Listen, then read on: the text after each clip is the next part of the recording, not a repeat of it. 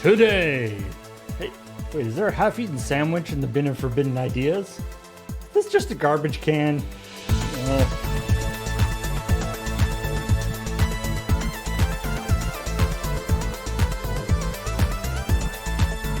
I think this bin of forbidden ideas actually is a garbage can. Sometimes a sandwich should be a forbidden idea. And should not be brought back out. Sometimes a sandwich is just a sandwich. Sometimes it's a clue in an ARG to getting some ham.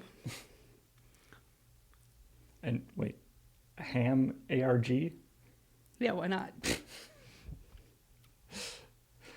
Like it's an ARG set up by like a ham manufacturing company. If you eat all the ham when you make the sandwich, then you have to go get more ham.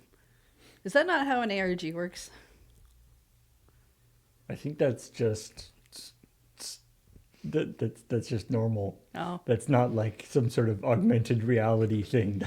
That's just what happens when you make a sandwich and use up all your ham. Anyway, hey everybody, welcome to Ham Time, aka ChillPoint. Oh, the ham slam. And today, unfortunately, we are sans Beige today, but he remains in our hearts. And his bed, probably. I think so. I think he's still sleeping. EP Beige. So many late nights playing Mario Kart. Maybe. I don't know. Maybe. I'm sleeping. I don't honestly know. But yeah, welcome to ChillPoint, show where we talk about Checkpoint and also about the rest of the video game news that happened this week. And starting with something that folks got ahead of us in chat talking about, War Thunder leaks. Are they ahead of us, or are they just like behind us? Or are they already on to the next one? It happens a lot. It's kind of... We're driving along the same highway. Like, are we early or late on this story? I feel like we it's could a be loop. early for... Oh, yeah, a loop. The nice thing about War Thunder is if you're late, you just wait, it'll come around again. It's because of all those tank controls, isn't it? Yeah. So yeah, this is another situation. Now, this particular instance of sensitive information getting put onto the War Thunder forums is not that bad. Is it? Which is weird that needs to be specified, but this was not a particularly egregious problem thing. It was a piece of information that, while being restricted to military personnel, had already been leaked in various other places, which is why this person had it. So this isn't a fresh leak. No. This is a bin of bad ideas leak. Yeah. Yeah, there have been a couple of instances where the War Thunder forum or the War Thunder or Discord or something in the War Thunder community was the actual like original source for the leak of that document. But often what happens is documents are leaked in various ways, and then people who are military equipment aficionados will be like, oh, this thing's out there, I can link to it, without actually realizing that the front page of the document says that it is distribution statement C, which happens to mean that it is restricted to only authorized government personnel. They might want to learn their... You'd think that if you were a hardcore I don't military know. technology person, Just seems like if you're going to be... levels of, that level of... Well, actually, you could, I don't know, get that part down too. And, there's people in the forums and thing, it's become kind of a joke, and I'm sure they War Thunder developers are not like super happy about that, because there's a couple of things, from their perspective. I mean, one, they do have to be a little bit cautious about some of this stuff. And in fact, from a sort of legal standpoint, they can't integrate material that they can't prove that they got the information from public means. Yeah. Into their data. So it's like if there's information that is only available via restricted sources, and you're like, why don't you make the Harrier do this thing that it can clearly do from this document? Now you've actually made it so they can't put that in. Yeah, it's like if they didn't know about it, they could have just made something up. They have to be a little bit wrong now. But now, so you've actually made it worse. They have to, they can't get an actual Harrier now. They have to get a sparkling one. Yeah, right. Although some Harriers, I believe some Harriers have sparkled in a bad way on various occasions. Sounds like it. So Cameron, of course, wrote this story, and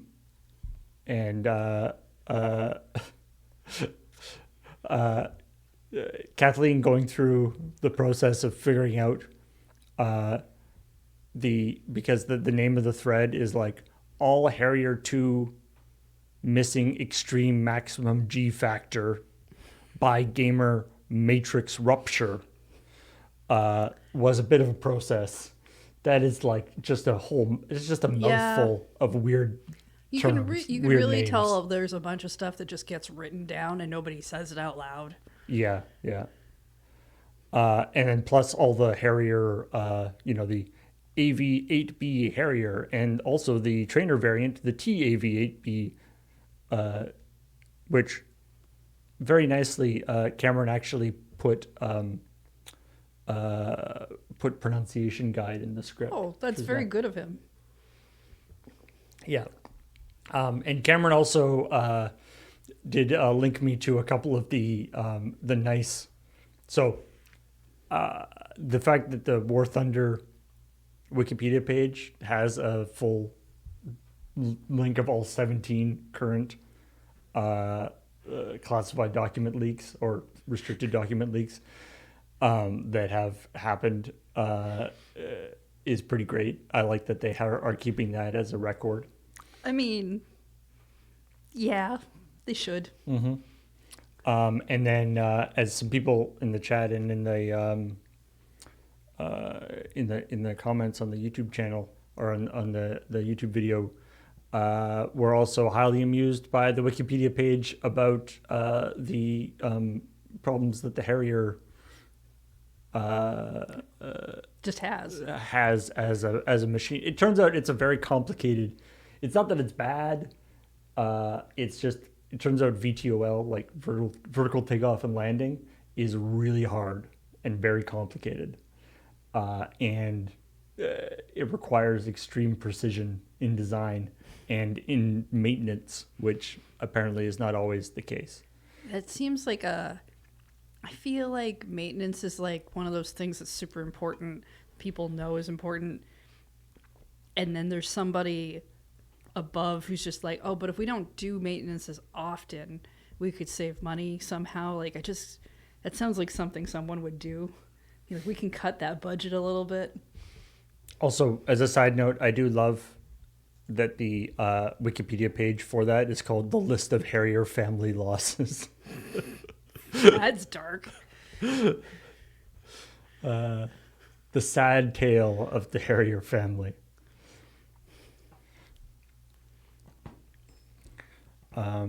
Anyway, War Thunder folks, just keep doing the thing that you do. Or maybe I hope now. Don't. I hope, and somebody mentioned this in the YouTube comments, and I hope that this isn't true. Oh no. I hope that War Thunder forums get leaked stuff hasn't become like a meme such that people are doing it Oh, deliberately for the meme. for the meme rather than doing it I don't in order know. to try Like, to win an argument or whatever they're trying to do. I mean, I definitely believe people are doing it to win arguments. I don't know. I don't know that I've ever heard anyone doing it for the meme so much as like that's a thing you just make fun of and that's the meme. Right, yeah. But just like, although, I mean, I feel like if I was, a spy for some sort of enemy intelligence agency, leaking actual restricted documents onto the War Thunder forum so that people are just like, stupid War Thunder people. And get it out that way in a sort of cried wolf aspect where people like wouldn't think that it would actually be a serious problem because it's happened so many times. And then, your agents on the other side quickly grab it off the forums or whatever. Anyway, uh let's move on to Roblox, Oh goodness, Roblox. which I don't think we've ever done anything about that has ever been a positive thing. Like anytime I hear about Roblox, it's not good. I mean, In fact, it always gets worse somehow. we talk about that sometimes. You almost never want to be a company that is a story on ChillPoint. Yeah, but it's even more than that. Like I never see Roblox brought up in like other news sites for anything that's good, right? Like other games at least will get like a, hey, they're adding this character to this game, or this game's got an update, here's some patch notes. Roblox is almost always, so the pedophiles again, huh? Yeah, so now Nelson wrote this story, and he does sort of get to the touch it here at the end where he talks about that. So this is about this guy got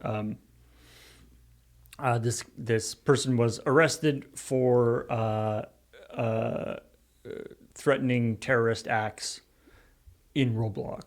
Yeah. And the screenshots of like the little Roblox like Lego looking characters with word balloons being like, we need to kill them all is kind of funny, I gotta say. It's a weird cartoony look. It is a strange dichotomy. But as Nelson points out, it's not necessarily like it doesn't really show that like Roblox is dangerous or whatever. It's just like it's just a social media platform. Yeah, so this could have been the conversation. And, like on it's any literally social just platform. being used as a chat room, right? Yeah. Like, and people say horrible, and to be a little bit fair to Roblox, they apparently acted fairly quickly in terms of working with authorities and giving away information. Well, whether you want the Roblox to be acting that quickly and giving information to authorities, possibly a question. But in this particular case, it seems like this person was actually, if not going to do something dangerous, then they were certainly a danger to themselves, because they were, the interviews that are things with, they're certainly a very unwell individual, shall we say.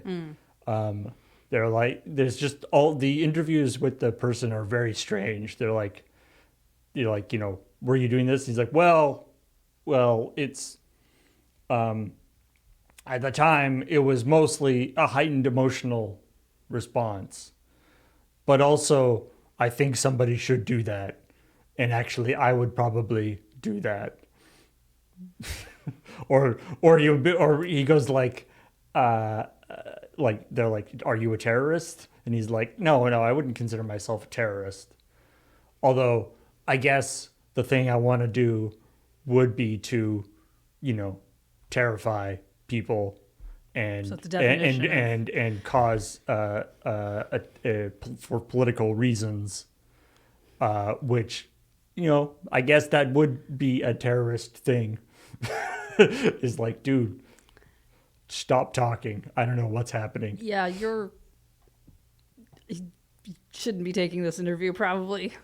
Yeah, I don't know. And like the transcript of the interview is full of these like dot dot dot and then another pair and then another phrase and then dot dot dot and then another phrase. I don't know if that's like he's giving long pauses or he's doing something. So I don't know what the situation is. When you're doing a transcript, I believe if you're doing something shortened, there's other things that get used. I believe dot dots are for pauses. I think there's like a bracket thing you do that's like, this has been shortened or tightened or something, but it's been a long time since I've it's a very yeah, if you look at the like transcript of the interview or any of the stuff that he's done, it's very kind of all over the place. But clearly this person is not well, and so hopefully they will be dealt with in a way that can make it work. Them getting help. Yes, I hope they are able to help. I feel like make it work is maybe too vague of a statement. That's true. That's true. I hope they can get help, and maybe they have to be incarcerated. Maybe that's what has to happen. But they are clearly somebody who is somebody who has a lot of problems. Anyway, we did have one piece of kind of nice news. It's true. There's a Balatro thing. Yeah. Yeah. That was a bummer thing. Let's move on. I just meant like in the sense of the episode that went out, we had like the Warframe thing. Haha. They did it again. Oh my goodness.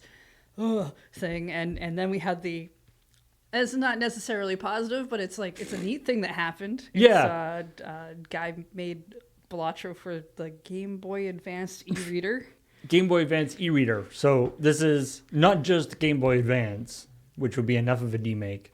This is the e-reader for Game Boy Advance, which I guess is like basically proto Amiibo in some ways, in terms of like it unlocked new things. I don't know if we got the e-reader in North America or not. You might guess that this is a story that Beige wrote. We did? Oh, okay, cool.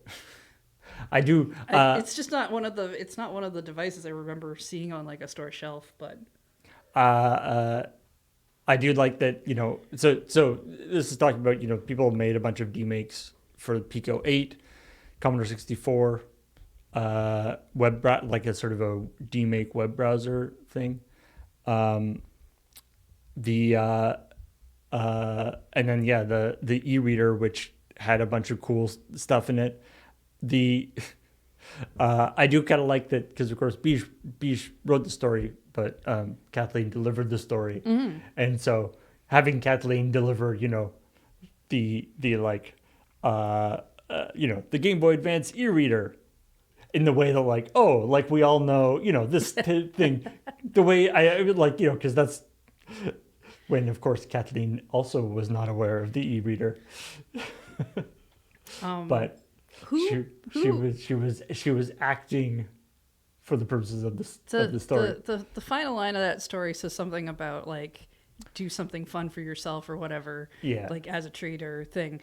Did Beach pick that final image or did you? I want to know who picked the Concord image. Beige picked that. Okay, cool. Yeah. Because that was funny. Yeah, that was nasty. It gave me a laugh, and it came out of nowhere, and I really appreciated it. And I know sometimes you sneak jokes in like that. Yeah. We ended with it's fun just to make something for yourself sometimes. I do kind of love the idea that like somewhere there's just like a bunch of developers really enjoying themselves playing Concord. It's just for us now. Somehow they have their own server going. Yeah. They all bought physical copies, it was so no one can stop them. It was too beautiful for the world. It is just for us now. Yeah, that's not what that player base suggests, but It was And still then pretty neat. good old Jables, Jack Black. Oh, right. I was like, what was the last Jables. story about? I can't quite remember. And like, no, nostalgia Yeah. and Jack Black. Well, yeah, it starts with Jack Black, it jumps off into other things. But as a side note, that video I showed a little clip of the video at the very beginning in the like coming out. That's a video that he released for when he was being scanned to be Officer Dick in Tony Hawk Remake 1 and 2. Oh, okay. Going over to the EA headquarters, and yeah, the rig they have him in is pretty wild. It's like this sphere with lights, and then you go into it, and they're sort of flashing lights at different angles, so that which makes it so like the shadows they can like reconstruct. Oh, okay. They can like Okay. reconstruct the 3D model based on how the shadows move it's a very like they have cameras and lights on all the sides. It's very neat. But anyway, and he was actually talking about in that video. He was talking about how his first job was he was as a kid he was in the an ad for is it jump not jump some to Pitfall. That's it, Pitfall. He was as a kid. There's you can get it online, an ad for which was an EA game. So he's like, I've been working for EA for like 40 years. Yeah, because I know, what was it when I think it was last year, Beach and I went on a small road trip. We found we had TVs that had cable, and we found a channel that was airing this old show about people being up in I want to say like the Yukon or something, and Jack Black is just like in that as this teenager weird thing, and I'm like, okay. Oh, it's just as a Just as a kid doing whatever, and it's just kind of jarring when you realize it's him because he doesn't look anything like he does now. Seeing him show up in like Mr. Show. She show up with like he had like a shaved head at the time. I mean, even in like some of his older movies, right? He just doesn't quite have that same kind of larger attitude. Yeah, Like his hair's gotten quite like. Well, I like that he's at the point now where he either is doing voice acting, or in like the Minecraft movie, where I don't know whether it's in his like contract that they like can't make him shave his beard anymore, but like I love that, and yeah, I haven't seen the Minecraft movie, but it looked like. From all the trailers and stuff on the Minecraft, like it looked like they were just like, get Jack Black, put him in a blue shirt, we're done. It's like you don't want to do anything else to change what he looks like. Nope, blue shirt. I mean, that's all we need. For a movie like that, you're definitely stunt casting. Yeah. Right? You're putting in names that people recognize, and like they do that with like a lot of Disney movies, and even like the Mario movie was definitely full of that, and it feels kind of weird.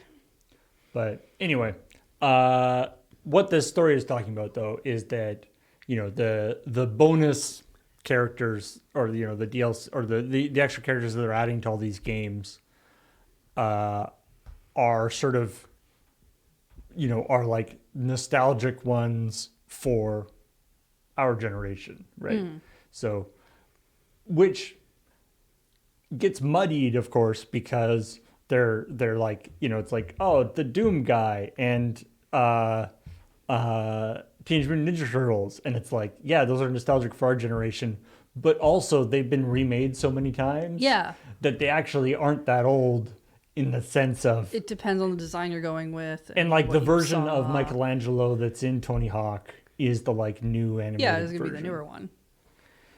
Yeah, and it's like, yeah, it's nostalgia targeting, our generation, which is coincidentally also the age of, the developers probably, and Tony Hawk, the guy himself, I think he's about the same age. He's maybe a little older than us, but Yeah, I mean it's hard because like a lot of nostalgia also falls in with a lot of pop culture as well, and just like like a lot of movies will get referenced in TV shows and cartoons that kids watch that they've never seen because they're not in the right age group for when that movie even came out.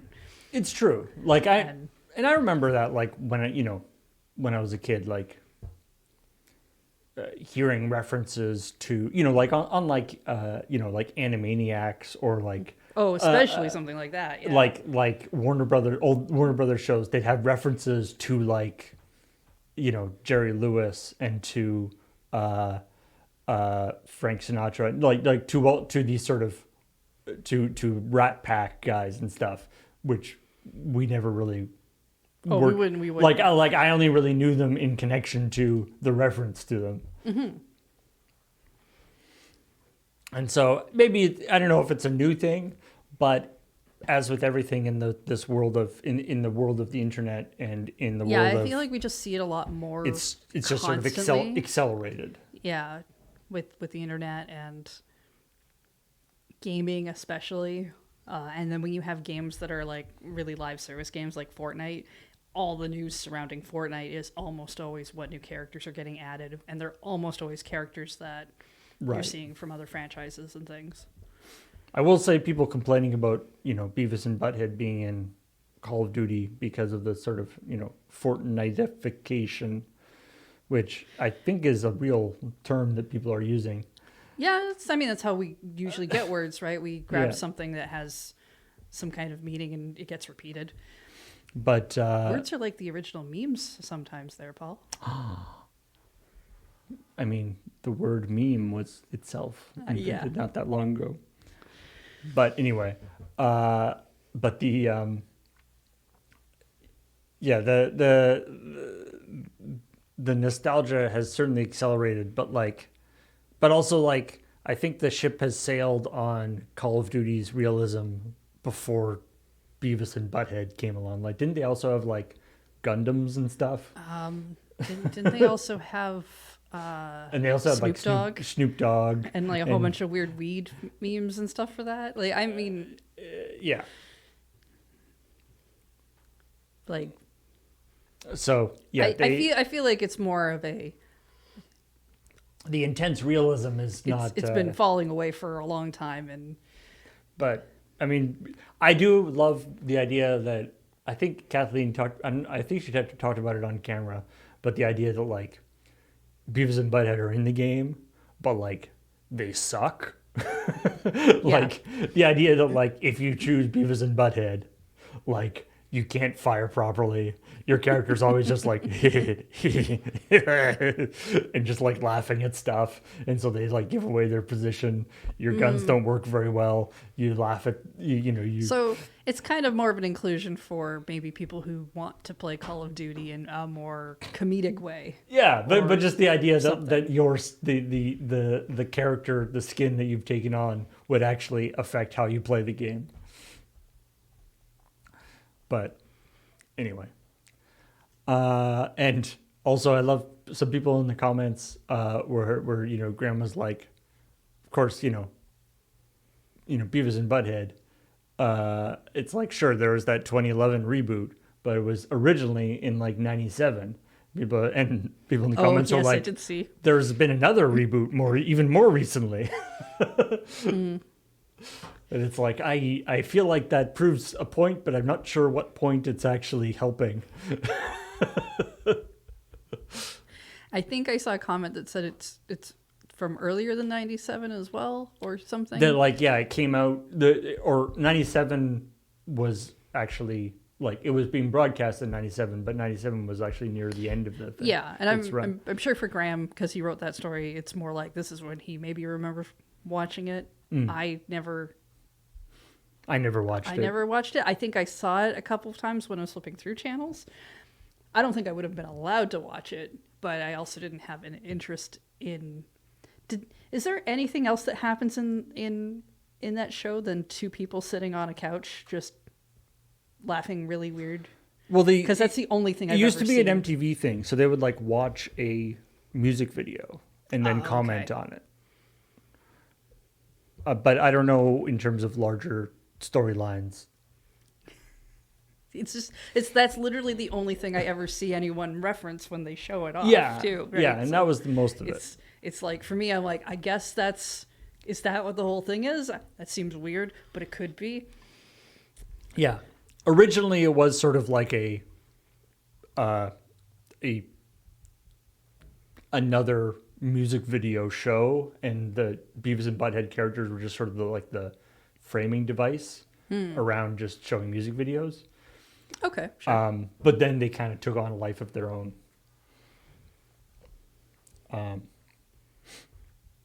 Anyway, and then of course the coming up talking about the ZeniMax union, or the what is the actual? I forget what the name of the union is actually, but Oh, I don't it's remember that part. it's a subdivision of the Communication Workers of America. But anyway, good on them. This is especially since they about 2 or 3 months ago they actually had like a strike. So it's been in a fairly heated negotiation. Yeah, I mean that's the thing with a lot of union negotiations is they are generally long, and then once you add in striking, they're definitely going to be longer. And not because of the striking, but because there's clearly people are not negotiating. And you may have heard about this story actually like a couple weeks ago, because that was when it was first. That's when they like announced it. Oh, right. But that was we have reached an agreement, and now the agreement has been ratified. Yeah, we were waiting for the ratification and also details. Yeah, The only announcement was that part. Yeah, it's a slow process, unfortunately, with this stuff. But one thing that I did find odd when I was looking up stuff, not that I'm not saying there's any sort of conspiracy thing going on here, but I was interested that the social media accounts, because I was like trying to find some sort of stuff to use for the for video, and the social media accounts for this union,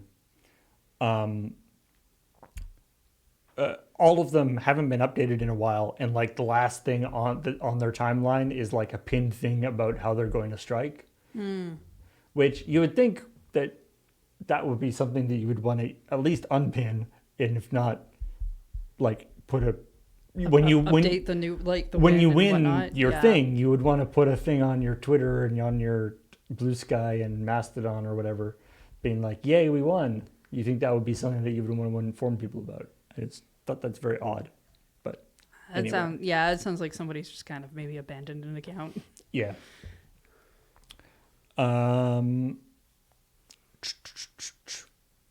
Alrighty. So those are some of the stories that were. Those are the things that were actually in the episode of ChillPoint. I'm trying to remember what Graham and Kathleen talked about afterwards. I don't think they went into too many other stories. No, they just talked mostly about.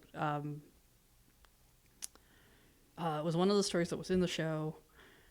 I think the nostalgia thing mostly, and then there was a strange conversation about how much more horrifying ideas Kathleen could do other than walnut fetish. Mm-hmm. Yeah, which I appreciate the folks in the comments who were who they liked how supportive Graham was of Kathleen's ability to come up with something horrible. Yeah, I mean, we all know that she could definitely do it. But let's talk about some of the stories that didn't make it into the episode. Starting with D-Brand. Yes. Which, if you don't know... Maybe you shouldn't market your stuff as a Switch killer. If you don't know, D-Brand, they're primarily like a device customization service.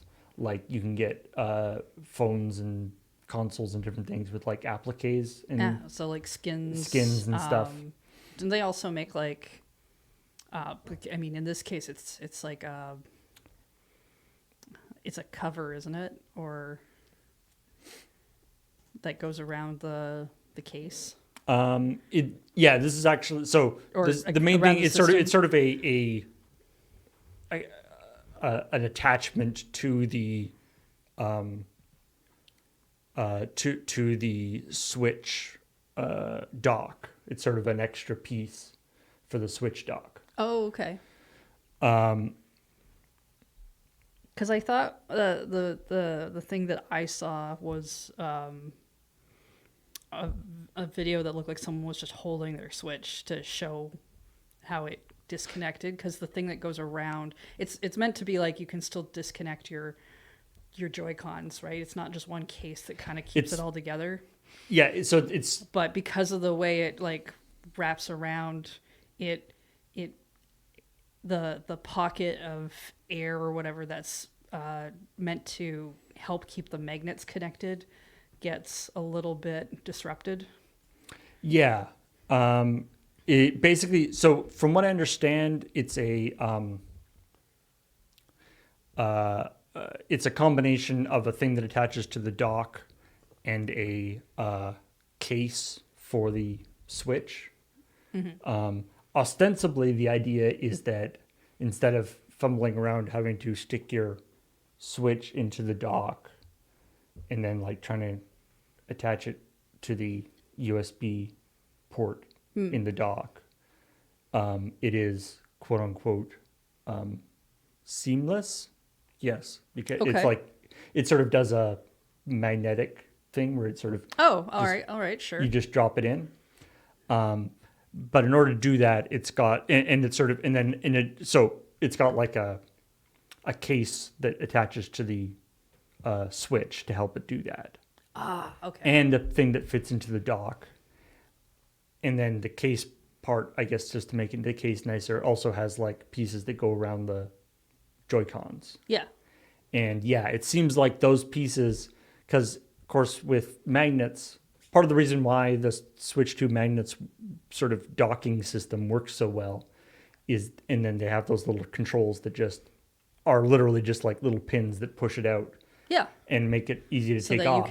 you pull away from the magnetic force. Yeah. But part of the reason why that works so well is that, you know, the force of a magnet is like the square of the distance or whatever, right? So it's holds very strong, but as soon as it's even a little bit far away, it detaches really easily, which is great.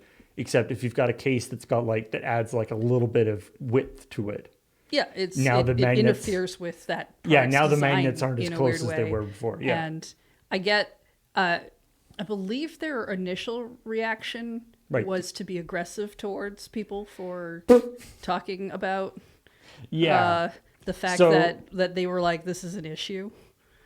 And then they kind of turned around on that pretty quickly.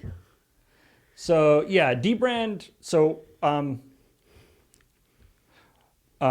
of the things about, you know, dbrand kind of has a reputation of being, you know, kind of cool and edgy.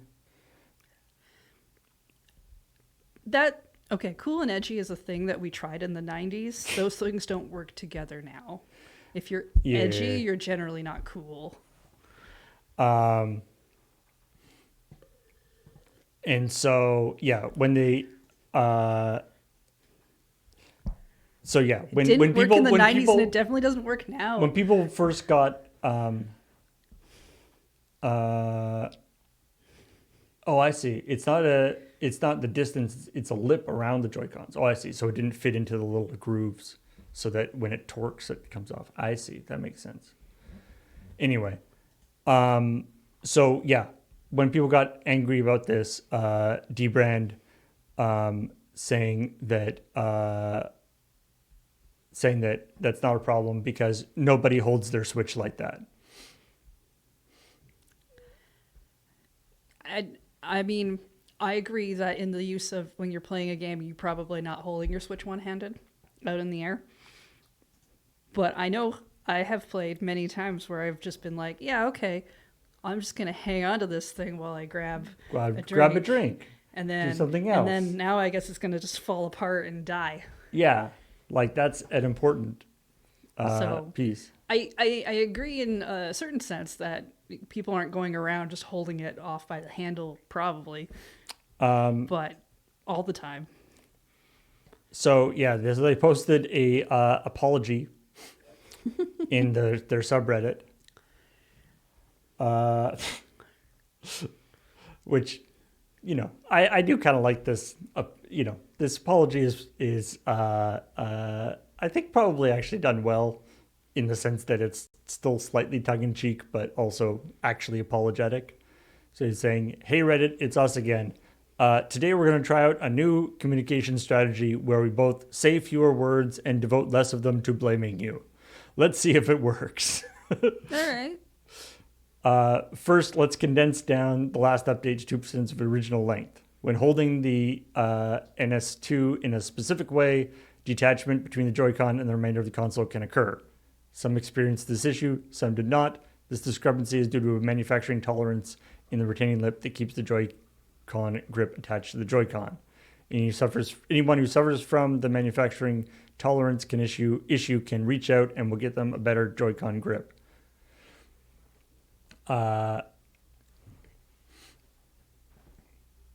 Anyway, so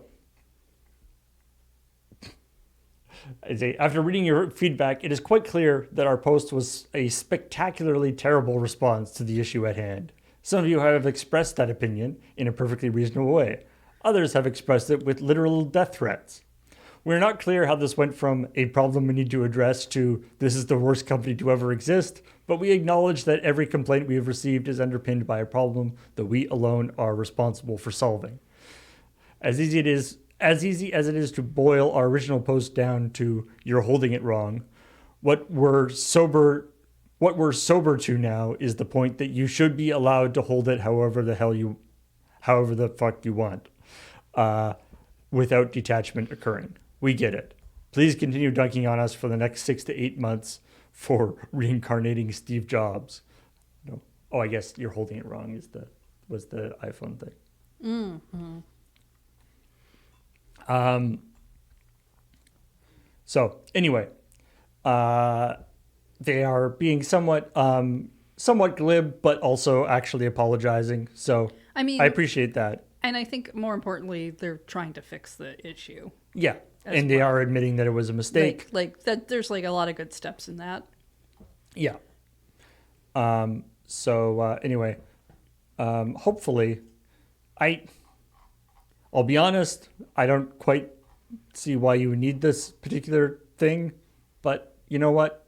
People like cases on things. Yeah, like I don't particularly have an issue putting the Switch in the dock. Yeah. I do still want to get a screen protector because the first Switch dock, some people had a problem where they would get the screen scratched up because they weren't putting it in the dock very carefully. But I mean, it's also got a touch screen and stuff, so I like just having screen protectors on stuff like that. Oh, and Don taught me well. To be clear, this is an important point that Nintendo has themselves made. Your Nintendo Switch 2 does not come with a screen protector on it. No. It is a thin layer. There's a thin layer of plastic. So that if it breaks or if it drops and breaks, that it doesn't just shatter everywhere. That is not a removable piece. But yeah, I mean, for a lot of people that play dock only, they definitely don't have a problem putting it into the dock and taking it out because they don't take it out. Yeah. But you know, they make the product. There's clearly been a lot of complaints. There are people who were clearly buying it, so must be useful to someone. Now, we've talked before. I mentioned before that Netflix has this thing where they've been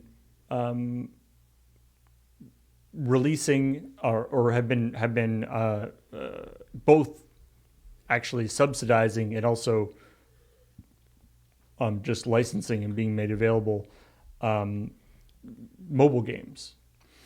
And whether that actually has been like a successful strategy for Netflix is debatable, considering they were like they closed the studio that they were working on Yeah, doing and I mean stuff. they don't give out like a lot of information on it. They've been Right? kind of going I around know, and around on I know it a when it bit. started, the games were all just kind of weird little things that nobody cared about. And then once they started getting things like, oh, well, we'll do They pulled in some like serious Hades indies, and, yeah. and support indie studios that are making games, And then a little while ago, that kind of seemed like it was going better. yeah. And then a little while ago, there was like a thing that they're like a new guy took over and was like, we're gonna do new innovative things. He like had a big post, a bunch Yeah, and of bull crap. Then a couple weeks later, a studio got shut down. Yeah. Very innovative. But anyway, the next innovative thing that they're doing is 22 games are going to be dropped off the service, including Hades. So that's fun.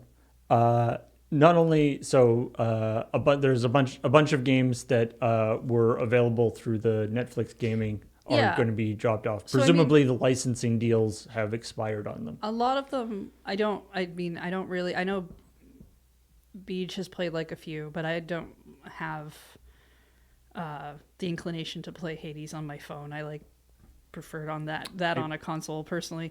But the one game I knew that they had backed that was only available, at least at the time when they brought it out, was Monument Valley 3. Yeah. And I know that's coming to console.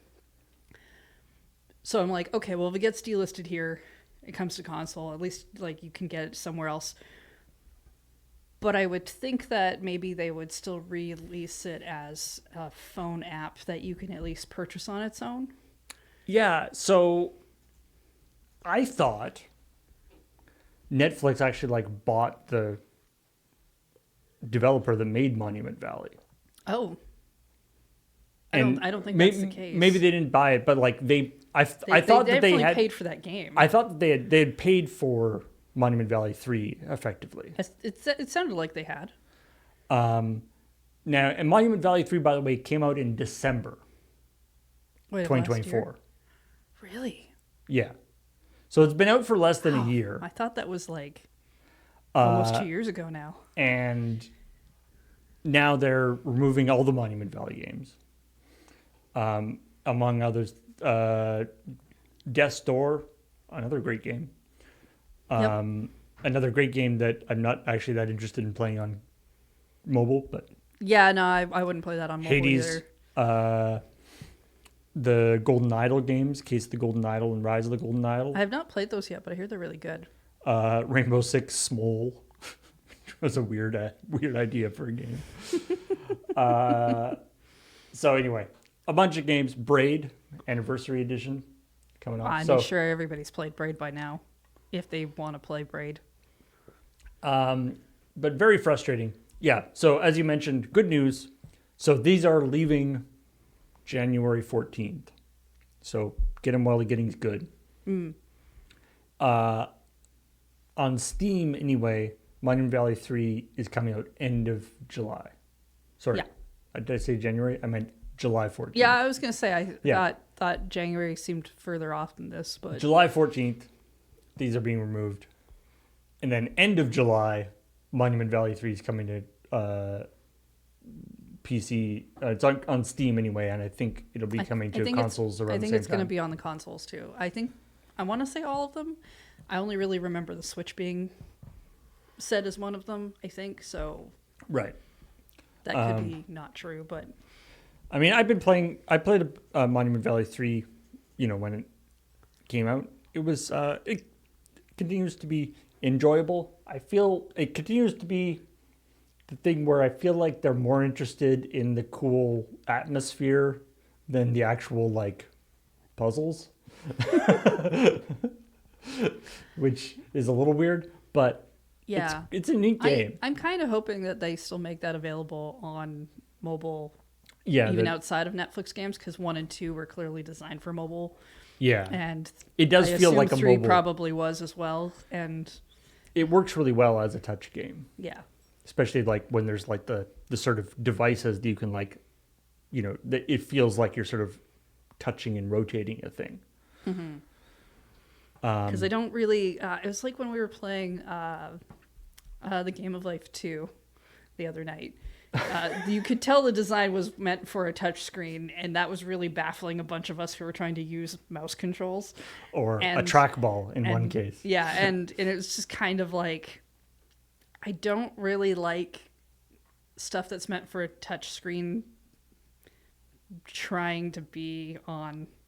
And then you get like the sort of like a controller that you control, like a hand that you can control Yeah. with your cursor or Because something. I think Not during so the good. game, Ben at one point said, "Oh, I think you can just click on the spinner and it'll go." And I tried to do that and it wasn't It working. didn't work? And I'm like, I don't think they did that. It would be nice if they had, because the number of times Ian would spin the thing and be like, "Aha, that number's great," and we all be like, "You didn't spin the spinner hard enough." Well, it's the way that they made the spinner be like it had to get over a certain like they made it spin, but unless it got over a certain speed, it didn't count as a spin. I know. You had to make like these stars fly out, right? Yeah, Like yeah. I don't know. It just, yeah.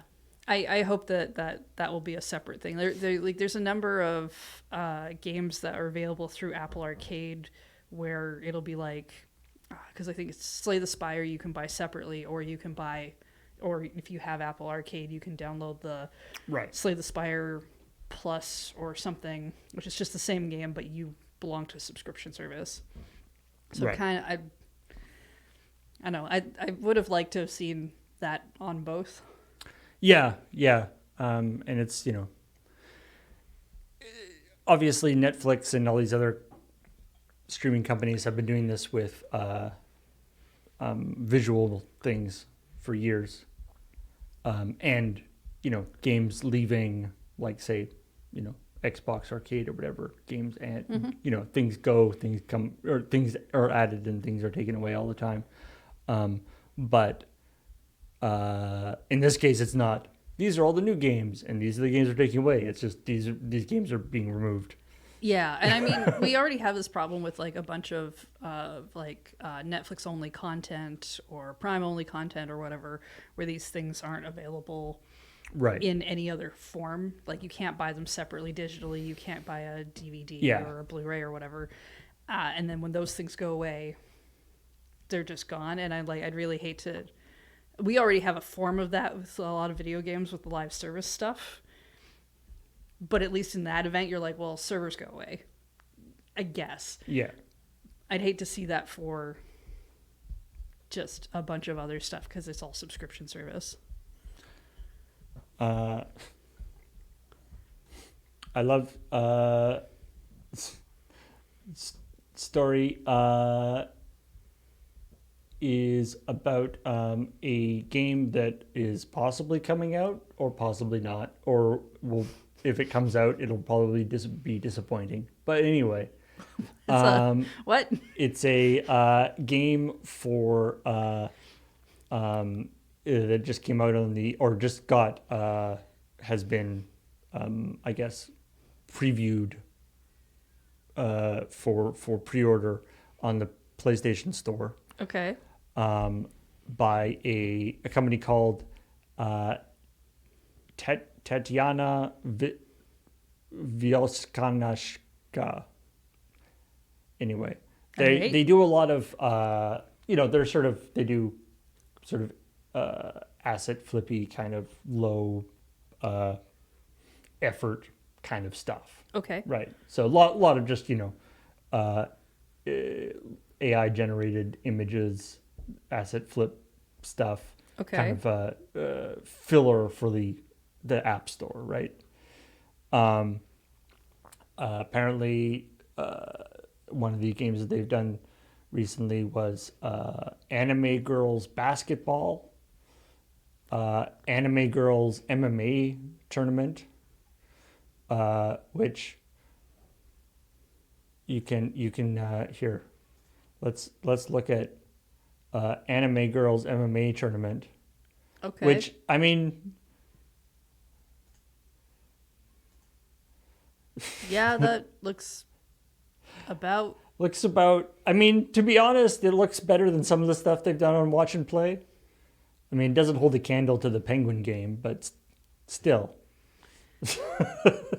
So these are games that they have brought out though. Yeah, so these are games they have brought out. What's the game that may or may not come out but will probably be bad if even if it does come out? Does it have a name? It does. It is called Oh God. Anime Girls Whispering Fear. Which it mainly is interesting because of trying to figure out how this description is going to work. It is a slow, seductive horror experience where every whisper is real. No shouting, no music cues, just one-on-one whispers in your ear. Every word delivered in high-fidelity, spine-tingling ASMR that will make you lean in and question everything. Right. So this sounds a lot like somebody So it's like really hates ASMR. It's an ASMR horror and game? Wants to delve into that. Maybe? Sure. Yep. So, oh, and it's gone. The link to the PlayStation Store is no longer working. Oh, so, gee, I wonder why. It talks about how it has sound-based puzzle mechanics and claims you'll need to use sound clues to find hidden doors, phantom memory, and echoing truths. There will be multiple endings, and the more you listen, the more the game remembers you. What? Okay, no. Like, if I turn the radio on, the radio does not remember anybody. But yeah, and like all the images that are with it are like AI generated stuff. As somebody, yeah, Flavius Gaming saying, sounds like it could be just like a prompt, like give me the description of a ASMR horror game pushed through an AI. As far as I know, the radio doesn't remember me. Okay, look, I know the radio doesn't remember me. And even if it did, I blank those tapes. The director of the Warcraft movie that came out a few years ago. They made one of those. I did not hear good things about that particularly. But not maybe particularly bad. I don't remember good ones. Duncan Jones is the name of the director. Anyway, he just shared a first look at his new next project, Rogue Trooper, which is based on a character from the 2000 AD comics. I don't know if you're familiar with those, but it's quite a famous sort of sci-fi comic series. I think like Judge Dredd came out of it. It was sort of that one it was sort of an anthology comic series. Okay, all right, sure. The source of Judge Dredd, yeah, and a bunch of other random things kind of came out of it. Anyway, one of the interesting things about it is that this is theoretically a commercial film that is being produced or animated. It's an animated movie. Okay. Animated in Unreal Engine 5. All so right. they are using what is, theoretically a game engine to make an actual like theatrical film.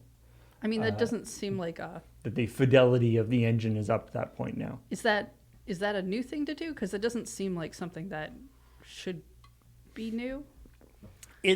I think there's been talk about it. And I mean, obviously a lot of like the demo videos that people like NVIDIA and the Epic and the different developers have come out with have looked really impressive. But, when you're talking about like moving from what is like the usual system for doing 3D animation into like in game engine where even if it's not like real time, it's still using a system that's like, instead of whatever spending a week to render a scene on giant mainframe computers.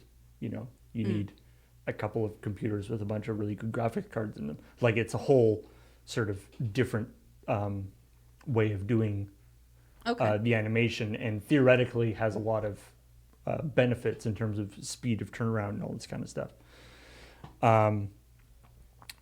So anyway, it looks pretty cool, and apparently it's going to have a full trailer released on for San Diego Comic-Con When would that be like? in July. Okay, Next yeah, month, I'm like, yeah. that's got to be soon. I don't keep track of when that one is. I just know it's like, oh, it's a convention, so probably summer, unless Yeah. you have 6. Yeah, I mean, a lot of stuff typically gets announced around that time period too, for different nerdy things. So maybe we'll have some other news.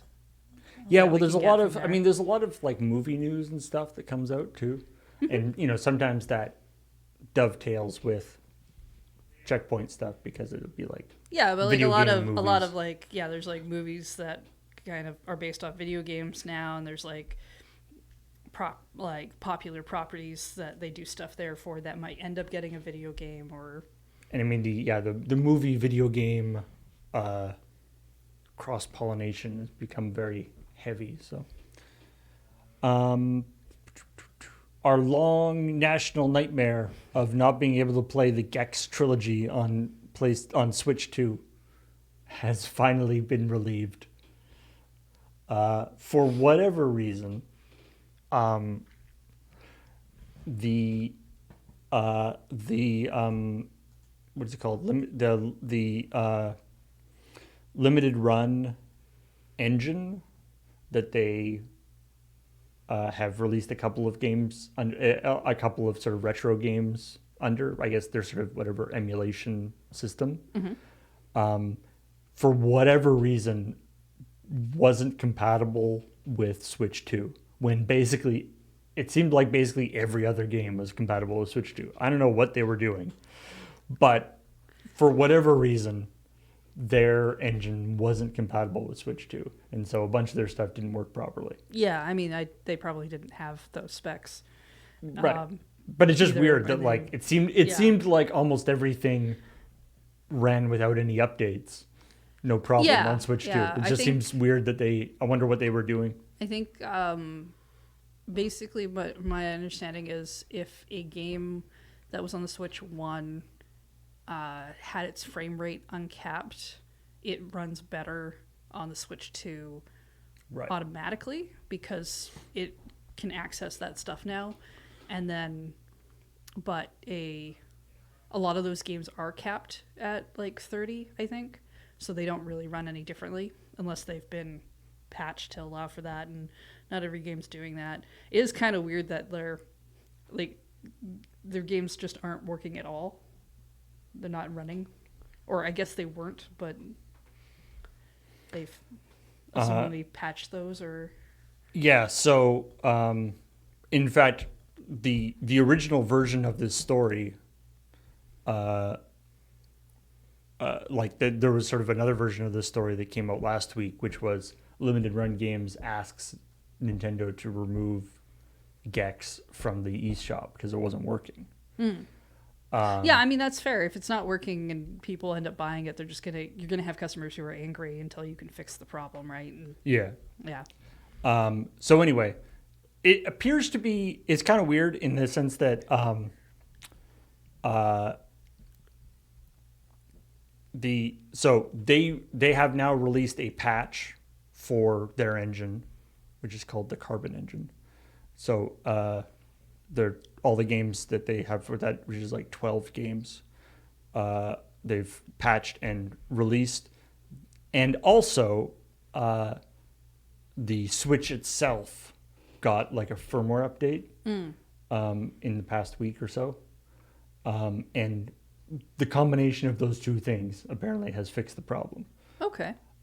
Which I don't know why both were required, but apparently it was. And they're saying that the physical release that they are actually working on for Gex will include this, patched thing. Right, because they probably haven't printed. Yeah. Well, okay. Assuming that the game goes on a card and it's not a game code, they probably haven't printed those cards yet with the thing on them, so they can do that. So now there it isn't fancy. It isn't like fancied up on the Switch 2. But they are saying that, which I love this, that they're going to be also releasing in a future update the the option to also have the PAL version. Like, so there's the default, I guess, is the NTSC version. Okay. But then you can also have the PAL version, which apparently has different voice acting, which is kind of fun. Well, I mean, the PAL version would have been for a different market, wouldn't it? I guess it would have been like maybe- the UK voice acting. Yeah. Somebody in the chat was saying that Kat from Red Dwarf did the Gex voice, but maybe that was like the UK voice, and then the American voice was done by somebody else. That'd be weird. Anyway, you'll be able to choose, apparently. So that's cool. And now they have it's gone back into the eShop and everything. So yay for them. They made it work. And I'm sure there are people who are really excited. And Dana about Dana Gould voiced the US Gex. Oh yeah, so you can choose which one you want. All right, there's actually oh, I meant to read this one because that sounded like an interesting headline. yeah, so everyone very excited about Final Fantasy Tactics remaster coming out. Yeah. The end of September when we will all disappear. Big deal. And there's a really interesting article, or there's an interview with Yasume Matsuno, the creator, the original scriptwriter and editor and stuff for the game. And he's talking about how there's in the trailers for this remaster, it's saying it promises additional dialogue, story adjustments, and stuff. And they're like, "What does that mean?" Everybody really likes the game. We don't want you to change it. And he's saying, so the interviewer was asking him, like, are elements of the script being changed due to changes in modern sensibilities in the 28 years since the release? I mean, that does happen. Usually you get little tweaks and stuff here and there. Language can change a lot over that kind of time frame, so maybe you want to change stuff so it suits tone better. But rather than that, what he's saying is, he says, not particularly. No. The script is mainly being updated to account for the addition of voice acting to the game. That makes sense. He's saying the concept behind the development for this title was just to present everything that was so fun and interesting about the original 1997 game in an updated format. The main focus of the update to the script was to change it from something that the audience reads to something that the audience listens to. It's kind of the difference between a novel and a play, or the difference between text that you follow with your eyes and text that you hear with your ears. The former needs to be easier to read, and in Japanese, that's partially assessed according to how pretty the characters look written down. That includes things like the balance between hiragana and kanji. Like the visual style makes a big difference. The latter leaves room for the performer and seeks to show off their talent. So the voice, so rather than text saying that the writing for voice leaves room for the performer and seeks to show off their talent to the greatest extent, sometimes at the expense of readability and aesthetic beauty. The result is that we made tweaks to almost the entire script. That is to say, we've shifted to a listening first approach in order to support the new voice acting implementation. So it's not like the story itself is going to be drastically changed No. so much as the way it's presented is going to be different. Yeah, and just, I mean, this is something that actually comes up in all of the stuff that we do here. I mean, in ChillPoint in particular, it happens a lot Yeah. where you will write a story, and but what sounds good written down when read out loud doesn't work. Well, and for for various presentation style can really dictate right, that kind of thing as well. and vice versa. Like things that look good, I know Kathleen often sort of goes back and forth on this because, of course, she got her start. She has a lot of experience in like news writing, like she's worked for newspapers, and she in sort of and has like a political science degree, and so technical writing and news writing and all that stuff, and so.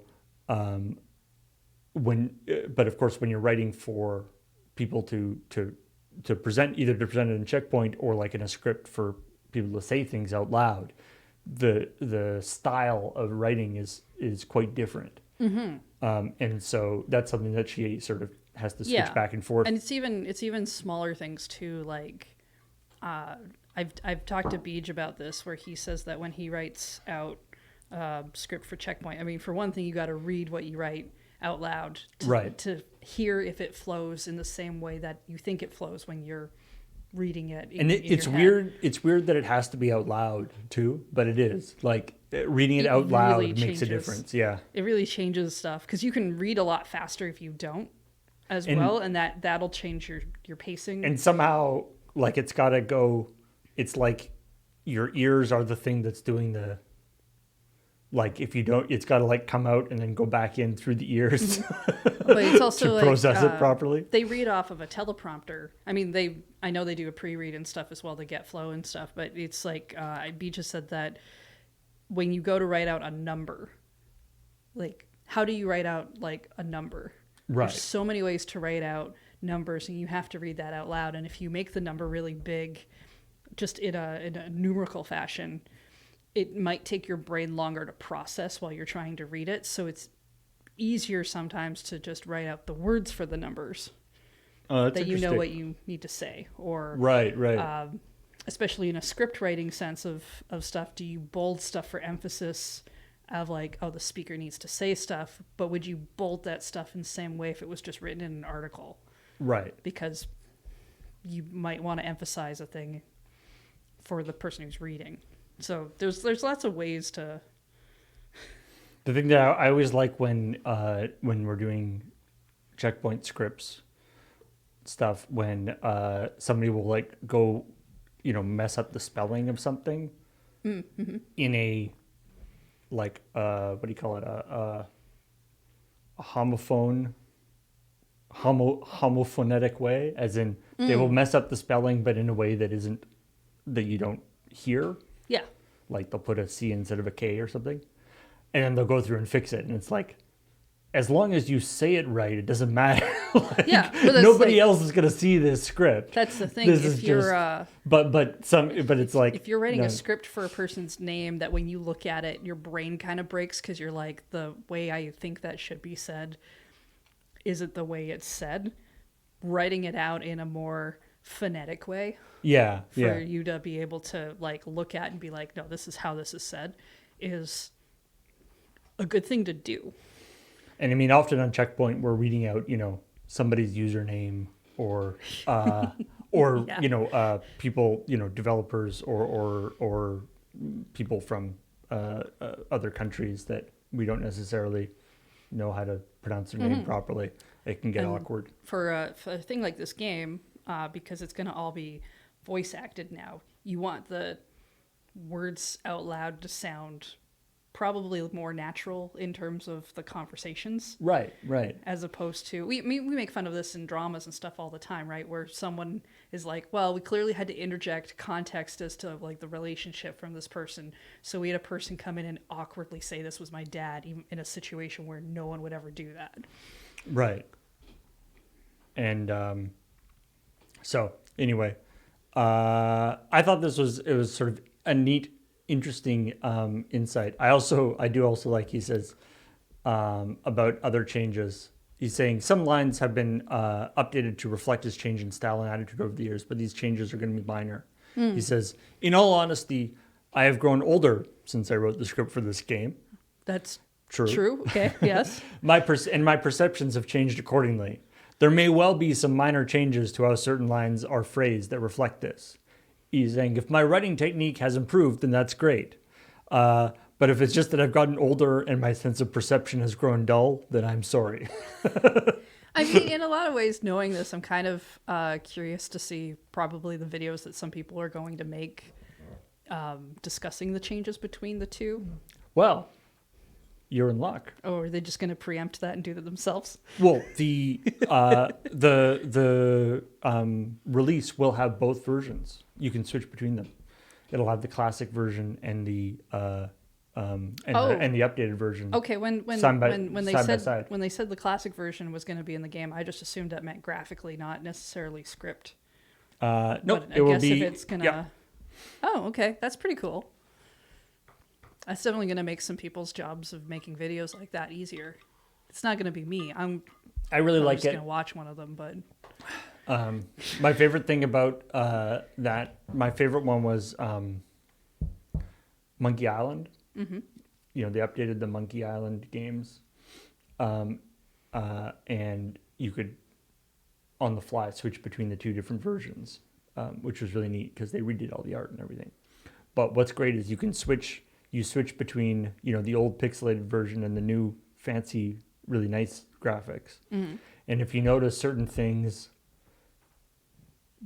like if something disappears when you switch to the pixelated graphics, Oh, you're like, oh, it's not important. you're like, at that all. wasn't important, right? Yeah. But if something is still there, if there's like some weird little background thing that they seem to have spent a lot of effort to make sure was there in both versions, you're like, I bet that thing's important. I see. That's actually a neat way to be kind of like, I don't know where to go or what I should click on, but let me like just quickly screen check here. Yeah. Doop-a-doop-boop-boo. Civilization 7 1.2.2. So Civilization 7. 7 and then Civilization Space. 7 space 1.2.2. So that's the This is the- version number this is of the Civ one- 7. Yeah, this Got is it. Okay. 7.1.1.2. Civ 7's the newest one. Yeah. Got it. Which has been out for 130 days, according to this article, which was a couple days ago. So, Oh, what did it Got do it. in its first 100 days? it Did it do anything? Did it I just mean, be a game? it probably took over the world several times over, considering its civilization. I don't know. I've seen some people play and they just keep starting over again, and I'm not sure they get much farther than that. Who would that be that you were watching play? Gee, I don't know. So yeah, one of the things about, you know, they did a bunch of new stuff in it. Like you would want, you know, they Well, new game, new stuff. New game, It's new stuff. Generally implied. they changed some stuff, but of course, they changed some stuff, so people don't like that they changed stuff, right? Well, yes, that's How how all games work. People who were sort of traditionalists didn't like some of the changes they made. And so this most latest update, the 1.2.2 update, has added a bunch of some advanced settings that you can use to turn off some of the things that they changed in the new one. All right. We understood you're mad, so here's your toggle. Got it. So, for instance, they've made it so you can have large and huge maps, so bigger maps. Okay, yeah. And then, but they have the option to disable legacy paths, which were like an extra reward thing, where basically if you go, if you get a bunch of uh, achievements in a specific thing, like if you sort of go, it's a path in that like if you do a bunch of specific discoveries, you get something really cool at the end. Okay, yeah, that sounds fun. Oh, people don't like fun though. Yeah, You can turn that off though. But you can now turn the fun off. Okay.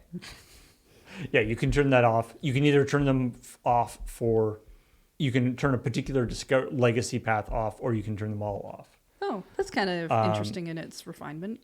Yeah. And you can also, one of the other things that Civ 7 does is as you change, so there's ages in it where it's like, the age of Yeah. whatever. Go sale. forward through Yeah, time, yeah. and then new technologies and things show up because. Except, so Civilization 7 is a little different in that they actually have like distinct, like it's not just you get better technology as time goes on. They're like, you are now moving into age. Okay. Next age. And actually you can change to a different civilization when you change ages. But depending on what civilization you are and what you did during the previous age, you can change to certain other, it's like you can change to other civilizations that are commiserate with what you were doing. And so they've now turned off the unlock. They've turned off the locking of that so that you can, you can just switch to any civilization. You can turn off the locking of that in the advanced settings so that you can just jump around to any civilization. Which, I guess. You know what this kind of makes me think of is people who play Risk. You have a bunch of people who are like, hey, let's play Risk. It'll be fun. And then at some point in the evening, when everyone's very tired, they're like, you know what? This person clearly is winning, and we're not going to make a comeback. Let's just call you the winner. And then you have that one person, I'm going to call them the Civ traditionalists in this scenario, who's like, no, we must play Risk until there is only one person who owns everything. And how dare we not go for several more hours? Right. Anyway, there's a bunch of balancing changes as well. And there's also, they've added a bunch of support for mods via like the Steam Workshop and stuff. Oh, cool. Including they've even like added documentation and some example mods and stuff. So, because I would assume mods are actually a big part of Civ.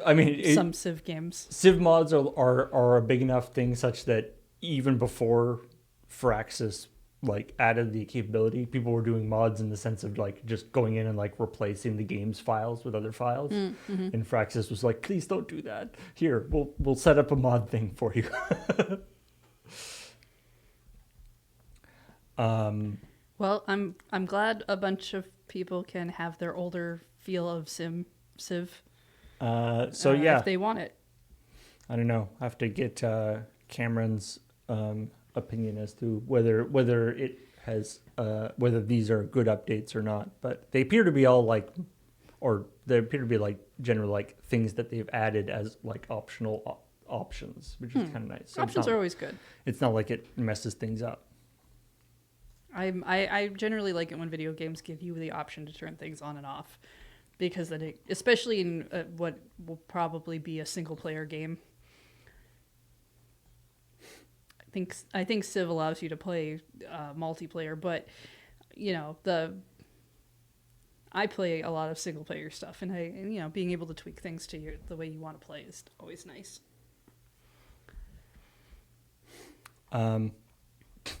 What's up? EA has released a thing about their pay like worker pay versus CEO pay. Okay. which so I'm gonna level with you. It's not great I unless you're the CEO of EA. I mean, I wouldn't think it would be. Yeah. If your name is not Andrew Wilson, then it hasn't been great. But the interesting, weird thing about this is this is as they've released this information as part of a I guess like an investor filing thing. Oh, okay. Someone told them they needed to. Yeah. I was going to say, why did they do this? So the Andrew Wilson's salary has gone up. So he's up to, was it 30.5 million in cash and stock, up 5 million from the year before. So, good for him. I'm sure he deserved that. He doesn't need that extra 5 million. You could give that to me. What's interesting about it, though, what I love about this article, okay, EA has reported that the median income for its full-time employees in 2024 was 117,000, which is down from 149,000 the year before. That's quite a drop. Yeah. Okay. In this article, it goes, note, EA's tally for worker pay is disappointingly imprecise. So they're giving you the median income, not the mean, which is like mean is like add them all up and divide by the number of people. Yeah, mean is like an average. Median is you take the middle thing. Okay. All right. This article says, confusingly, EA says it used the same median employee in 2025 that it used in the 2023 and 2024. Well, we know for one the person comparison. got to keep their jobs. It does not explain why their pay dropped. Is that why that person gets to stay? Like they never get laid off because they get to always be that? EA's Georg is apparently the safest job is being he's like somehow has been declared the average worker.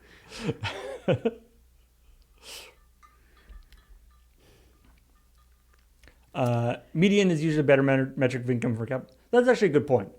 It's just weird that this happens to be the same guy the whole time. I don't know if that's a normal thing. Well, I mean, that just means that could just be luck. It just seems surprising because I'm pretty sure EA is also amongst the companies that have laid off a ton of people over the last while. So I do want to really shout out. GameFile was the company that posted this. Has these couple of amazing graphs. They're talking about this. So they have, this is the graph of CEO versus worker compensation. This top line is the CEO compensation changing over time. Mm-hmm. This line, I didn't realize that was a line. Looks like just the axis. Yeah, is the employee compensation. It was just the part of the information at the bottom. Yeah, it turns out. Yeah, saying notice how flat that line is. When charting $1 million payouts against low six-figure payouts, the functions. So the GameFile data viz department has constructed a second chart to do so in order to better accurately represent how you can actually see how this compensation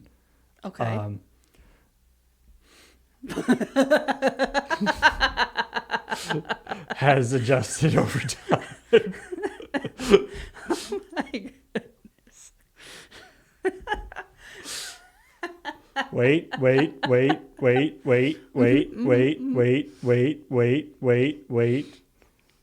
There. See, now you can actually see a little bit of the movement of it here. Oh my goodness. They're equally bad charts for two different reasons. King and Commoner says, that's what logarithmic scales are for. But I mean, the point here Like a logarithmic scale would hide the discrepancy in the amounts. Mm. It's just so tall. There, that's what he's currently at. Yeah, it looks like one of those things of like We need more stories with graphs. powers of 10. Yeah. Maybe, Oh yeah. maybe some pie charts as a treat. Yeah. Graphs, trolling people with graphs is always excellent.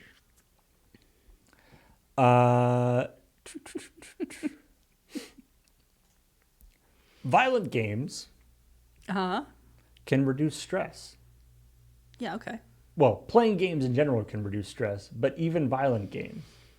I don't know. I've seen some of the games I I've was gonna played. say this is a Do you have study that Any idea how stressful Blueprints gets? I was gonna say this is a study that's been released. I played some very stressful games, but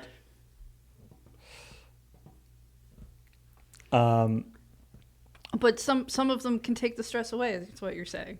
yeah. Well, Well, somebody okay. is saying. So it's a recently published study is talking about and it's sort of the ostensibly the study is sort of talking about the sort of video game violence, blah blah blah. Yeah. And in this case, they were showing that both playing violent video games and playing non-violent video games is helpful in reducing stress. Okay. And I don't know if this is a good methodology, but how they tested it, there's a standard for stressing people out in scientific studies. I mean, there have to be, but it just sounds really funny to hear that phrasing. It is called the socially evaluated cold pressor test. Basically, Okay. you put your hand in ice cold water for 3 minutes while being observed and questioned by researchers. Basically, ice cold water is the best way they've figured out to cause somebody like uncomfortable pain in a way that isn't damaging. Okay. All right. This is a real thing. This is not something that they just made up. It seems weird, but they have to figure out some. Yeah, there no, has no, to I be mean, a standard. you have to have a standard because that's how you get your particulars in order. Because you need to try to tamp down as many variables as you can. So basically, they did that. They stressed people out with the cold water thing, and then they split them into two groups. And where one group played, so they were both playing a game called Plague Tale Requiem. Okay. Oh, Plague Tale. Yeah. It's the one with the rats. Yeah. And so one group played a violent part, and one group played a non-violent part. Same game. Didn't know the game had non-violent parts. Yeah, I guess. Good for it. So and then they used EKG readings, saliva samples, and questionnaires. So EKG readings and saliva samples, and then also self-reported stuff to evaluate how people's stress levels think. Mm-hmm. And what they found was interesting is the people who played the violent stuff, their self-reported stress didn't go down that they were self-reported as being still quite stressed. Okay. But their sort of EKG and bodily functions that they were measured indicated that they were actually getting less stressed. That's kind of interesting in a weird way because it sounds like they're physically less stressed, but they don't feel necessarily less stressed. And I think there's a big difference between stressed because there's something bad happening to you, and stressed because this particular part in the video game is frustrating. Okay. I feel like that might be more of even though it's stressful and you might sort of say that it's stressful, it's almost a different kind of thing. Feeling. Right. Yeah. Okay. It's not activating the sort of stress receptors in your brain in the same way. We just don't have a better word for it, I guess.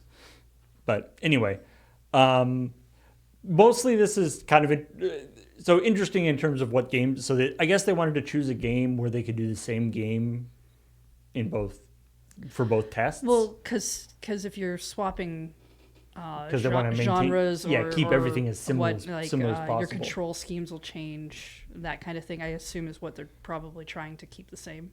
Because of course, as we were talking before, I can think of lots of games that very stressful, and I can think of lots of games that are like, very relaxing.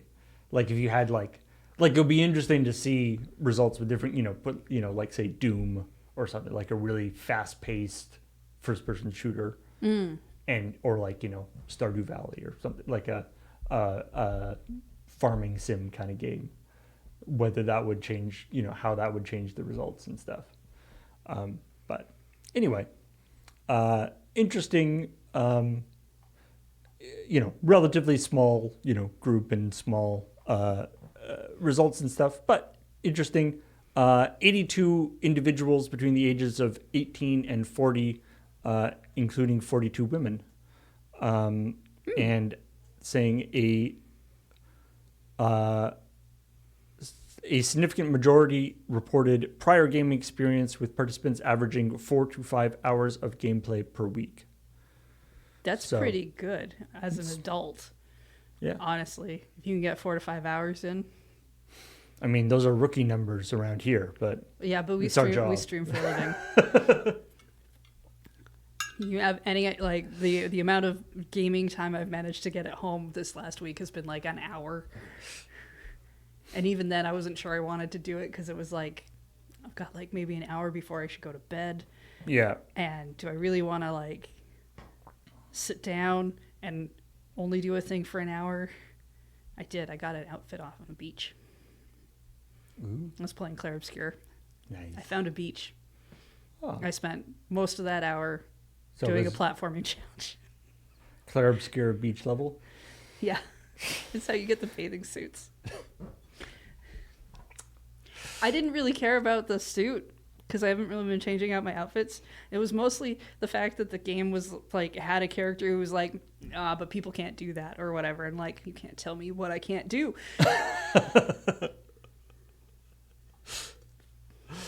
They basically reverse psychology you into doing it. Yeah, probably. They're like, no, you don't want to go over there. There's nothing good there. Oh yeah. Hey, remember Amico? I thought they died. They can't possibly still have anything left. Well, are they still going? Depends on what you mean by dead. Well, as the last I heard, they didn't have an office. The pre-orders were not going well, and they sold off everything else they owned property-wise. But what was it? Was it Atari? Bought a bunch of stuff, but not the Amico. Yeah. So Atari bought. They sold Intellivision, the brand, to Atari. Yeah. And Atari also got a bunch of the like publishing rights for the games that were theoretically going to come out on the Amico in the future. But the actual Amico console, they still have the rights to. Yeah, and because I everybody that's wants because nobody that. wanted it. Yeah, that's not apparently that popular. Anyway, the important thing though is that they have just released 3 games, which again were games that were going to be Amico games. Yeah, I was going to say the Amico's still not out yet, right? No. Okay. Although they do say that they have still plans to release it, but in the meantime. I mean, I make plans all the time that don't happen. In the meantime, they've released 3 games for the Switch and 2 games for the PC, or 3 games for the Switch, 2 of which are also coming to PC. I don't know why the 3rd game doesn't get out to PC, but anyway. It must be because the Switch 2 has those really exclusive mouse controls. The PC could never do that. No. Nobody could do that kind of innovation. What are the games? The 3 games are a stunt jumping game called Evil Knievel, Okay. All right. Seems like that's probably a copyrighted name, but anyway. Uh, the the second game is a platformer called Finnegan Fox, which looks kind of fine, I guess. I guess it'd be nice to see it in motion. Looks very flash gamey. Yeah. Um, Has a bit of a mobile game look to it. and the Switch only game. Oh, I see. It's a motion control game called Cornhole. But where's the Ian character? Super Cornhole Switch. I think it's like the little like hands holding the beanbags. Oh, is that And what the that's supposed to be? I think that's. Yeah, no, you're right. Those are hands. I thought that maybe those were just weird pits in the ground, but no. Yeah, no, I think you're right. Those are hands. Which I feel like this is, a mini game from like a Mary like A knockoff Mario Party, maybe. yeah, it's like a mini game from a Mario Party game. Anyway, Are those trees okay? no, I don't think they are. They just seem a little. I don't think they are. Right. Okay. This So the Amico's going to put all of its games out on the Switch and potentially PC, and then sell a system.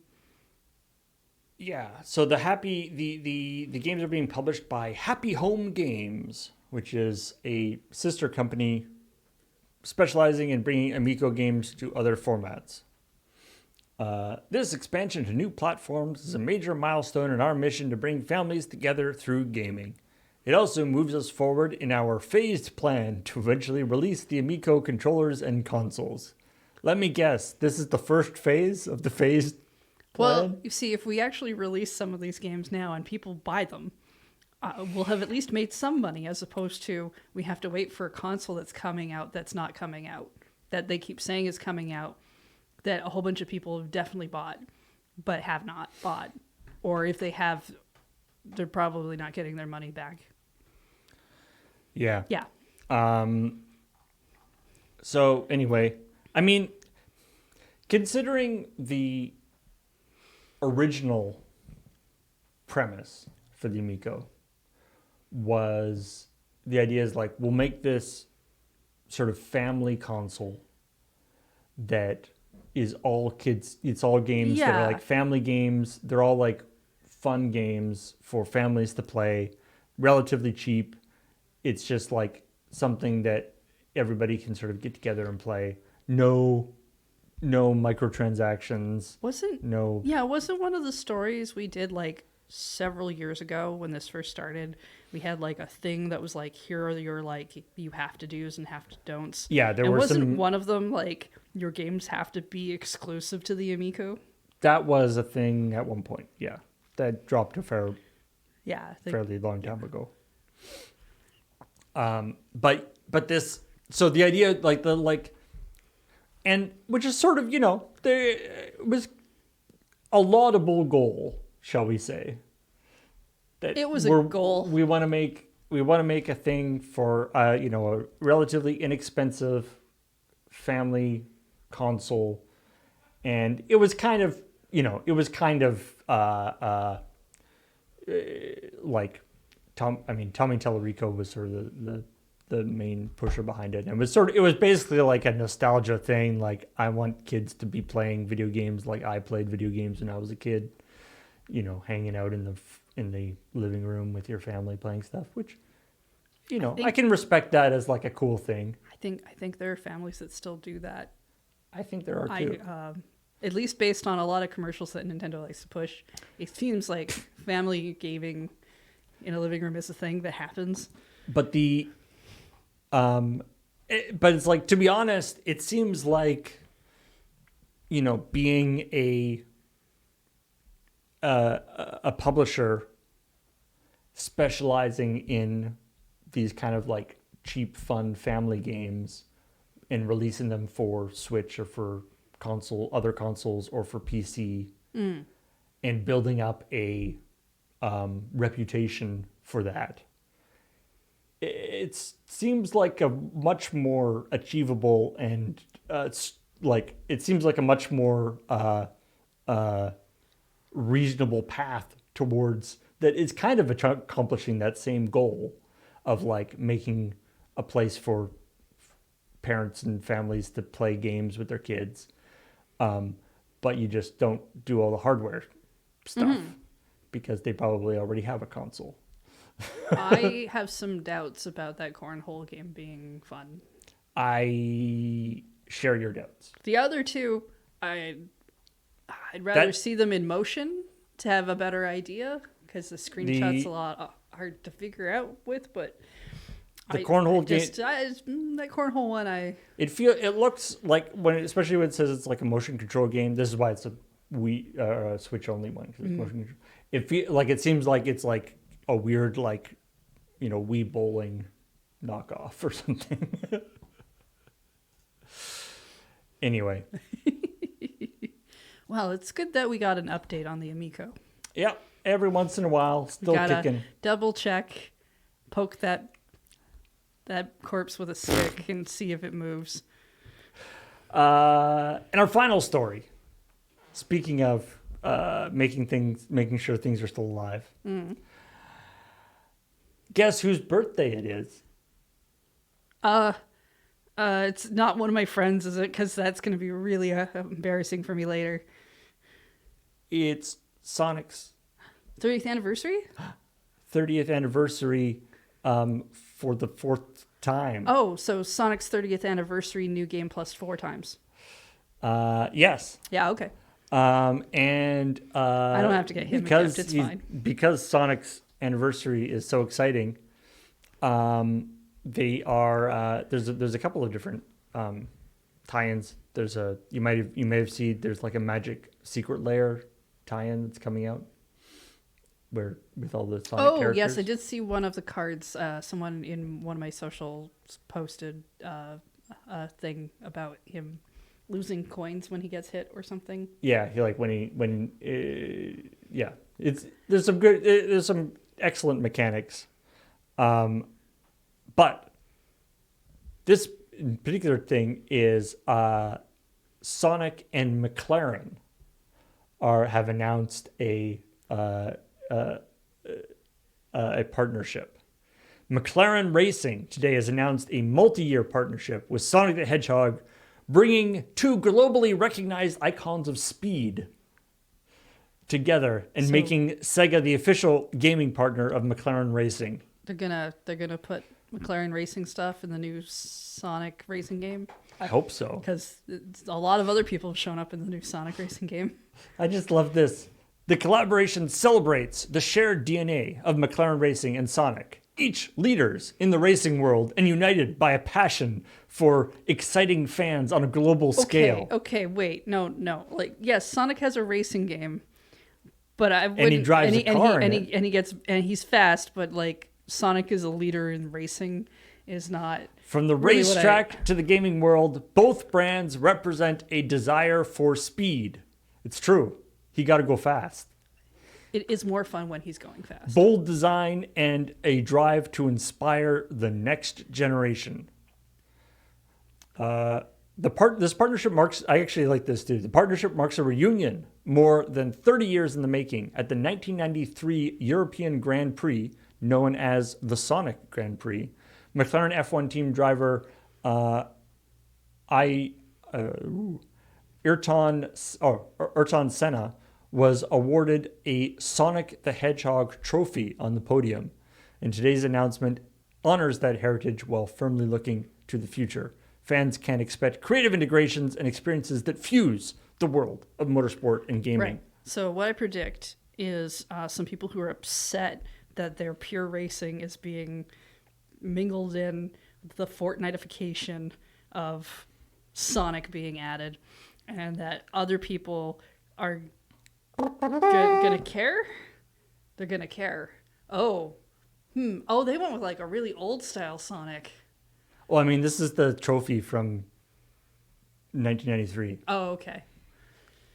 So what is going on, Sonic? Is your arm okay? It's just kind of like That seems. Also, why was the trophy given to the people who won the car race, Sonic with like a football? Well, because he also does other sports. Maybe somebody just got a Sonic Sports trophy and Like shaved off and repainted the it. thing, and like you we can go buy like used trophies at the thrift shop. I don't know. I love this. I thought yes, Sonic, McLaren, two iconic names in speed. Okay, many people in chat are saying that's an F1 helmet. Oh, is it? I mean, Oh, I see. oh no, I can see it now. I can see it now. I thought that was like a soccer ball, and that was like the I'd be closer to like maybe a basketball or a volleyball with those kinds of lines. yeah, with the panel. Yeah, that makes sense. That's an Yeah. F1 helmet. So it's that. Wait. Why? Sorry. Now I'm started in this trophy that was given to the winner. Mm-hmm. The trophy illustrates Sonic holding a trophy, Yes. putting his foot on the empty or possibly Yeah, like head he's of conquered an some F1 sort driver. of yeah. So, congratulations on winning this race. Sonic killed a man. Here's a picture of Sonic also winning something while he killed somebody. Can you imagine having that trophy up Asserting in your dominance. house and someone comes by and they look at it quickly and they're just like, "Are you good at video games?" Like, Yeah, why? Yeah, it just seems, Honestly, okay. it seems like an odd. yeah, knowing that this exists, I really do want them to do like the Sonic Cross Worlds game that's coming out in a tournament somewhere and having a very, very similar trophy of that given to the winner. I want and special edition like bronze skin Sonic. Yeah. That would be great. Anyway, I do. Yeah, something about a trophy of a picture of a person holding a trophy that's different from the trophy, I find very funny. Maybe that's not that uncommon. It's just a funny idea. I've never gone looking. Yeah. It could be a whole thing. Maybe in sports, they like maybe a basketball trophy is of a guy holding a trophy with his foot on the helmet of the person, basketball helmet? The basketball helmet. Those helmets that they often I should have wear gone with in football. Was what basketball. I should have gone with, but Oh yeah, what if they were holding the same trophy? So it's Sonic with his foot on an F1 helmet holding a trophy of himself, like a smaller version of himself with his foot, like it's a recursive. recursive trophy. Well, at that point, then you need to make it an amiibo, Right. because just for the fun of it. Anyway, we'll see what exciting things this collaboration, expect creative integrations and experiences that fuse the world of motorsports and gaming and engage audiences of all ages, both on the grid and in the screen. Right. So they're definitely going to get something in the new racing game, I assume so. because like that's the only way I understand that collaboration working. And maybe they'll Sega will have a logo on the side of the car or something. Oh yeah, definitely. But anyway, Sonic Maybe and they'll, McLaren, two icons of speed. So maybe they'll do a year where they update their Sonic holding a trophy to the movie Sonic. Ooh, yeah. Just update Or it. whatever the newest one is. They should really make a trophy of him being in a car. I feel like has Sonic now made more money as a movie character than a video game character? I wouldn't be surprised. That's hard to tell because the movies are more recent. The movies are more recent. And if you're including just those movies and not the cartoon movies that they've also released over the years and that stuff, I mean, those probably haven't made a ton of money, but just because from what I understand, the movies were ridiculously successful.